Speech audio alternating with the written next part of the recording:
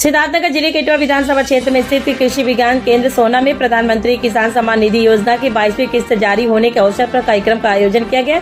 कार्यक्रम में मुख्य अतिथि के रूप में सांसद जयदम्बिका पाल ने शिरकत किया और उपस्थित किसानों व गणमान्य व्यक्तियों को संबोधित किया। कार्यक्रम का मुख्य उद्देश्य प्रधानमंत्री किसान सम्मान निधि योजना की 22वीं किस्त के हस्तांतरण को किसानों तक पहुंचाने के साथ ही उन्हें योजना के लाभ, कृषि संबंधित नई तकनीकों और सरकारी योजनाओं के बारे में जागरूक करना था। केंद्र सरकार द्वारा देश भर के करोड़ों किसानों के खातों में 2000 रुपए की यह किस्त डायरेक्ट बेनिफिट ट्रांसफर डीबीटी के माध्यम से जारी की गई है, जिसका लाभ जनपद के हजारों पात्र किसानों को भी मिल रहा है। सांसद जयदम्बिका पाल ने कहा कि केंद्र और राज्य सरकार किसानों के कल्याण के लिए प्रतिबद्ध है और उन्होंने प्रधानमंत्री नरेंद्र मोदी के नेतृत्व में चल रही इस योजना की सराहना की, जो छोटे और सीमांत किसानों को आर्थिक सहायता प्रदान कर उनकी आय दोगुनी करने में महत्वपूर्ण भूमिका निभा रही है।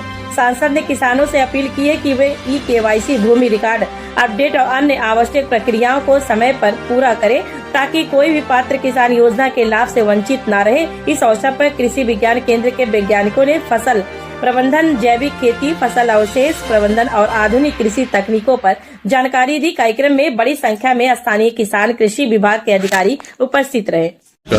आज कृषि विज्ञान केंद्र सोहना में प्रधानमंत्री श्री नरेंद्र मोदी जी के द्वारा जो 2019 में प्रधानमंत्री किसान सम्मान निधि शुरू हुई थी, जिसके बारे में विपक्ष कहता था ये चुनाव के लिए शुरू हुआ है 19 के, और चुनाव के बाद इसका पैसा वापस ले लिया जाएगा और ये बंद हो जाएगी।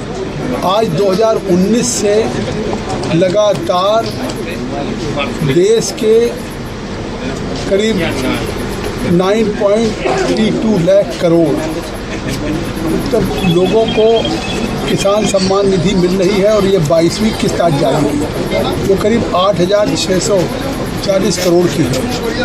आज उसी उपलक्ष्य में सिद्धार्थनगर के इस कृषि विज्ञान के सोहना में भी वो कार्यक्रम आयोजित था, जिसमें हमारे साथ जिला अध्यक्ष दीपक मौर्य जी और सभी लोग, हमारे सौधन जी सदस्य जिला परिषद और यहाँ के प्रभारी और कृषि विज्ञान केंद्र के वैज्ञानिक थे। खुशी है कि सिद्धार्थनगर की उत्तर प्रदेश के मुख्यमंत्री योगी आदित्यनाथ जी के नेतृत्व में एक जिला एक उत्पाद में काला नमक चावल की पहचान बनी है और लगातार काला नमक चावल का उत्पादन आज 3000 हेक्टेयर से 17,000 हेक्टेयर तक पहुँच गया है। इसी तरह से मुझे खुशी है कि कृषि विज्ञान केंद्र सोहना ने जैसे बिहार में मखाने की खेती हो रही है और आज पूरी दुनिया में मखाने की मांग बढ़ रही है, वो प्रयास शुरू किया है सोहना कृषि विज्ञान केंद्र ने। और यहाँ पिछले दिनों उत्तर प्रदेश के कृषि मंत्री सुप्रताप शाही जी के साथ हम लोग आए थे, स्वयं हमने अपनी आंखों से देखा था और उन्होंने कहा कि और तालाब में भी इसका विस्तार किया जाए। आज कुछ किसानों को उस मखाने का बीज दिया गया है। मुझे विश्वास है कि आने वाले दिनों में अब सिद्धार्थनगर की पहचान केवल काला नमक चावल से नहीं होगी, बल्कि इनके किसानों को मखाने की खेती से भी होगी। और जब मखाने की खेती होगी तो केवल मखाने की खेती नहीं होगी, किसानों की खुशहाली और संपन्नता का रास्ता। स्पीकर साहब ने उनको राहुल गांधी को सवाल उठाने को दिया, जिस पर संसदीय कार्य मंत्री किरण रिजिजू जी ने पेट्रोलियम मिनिस्टर से आग्रह किया और उन्होंने एक विस्तार से वक्तव्य दिया, पूरे देश को सदन के माध्यम से आश्वस्त किया कि देश के में गैस और डीजल पेट्रोल की कोई कमी नहीं है। ये पहली क्रिएट मत करिए, ये अफवाह मत उड़ाइए।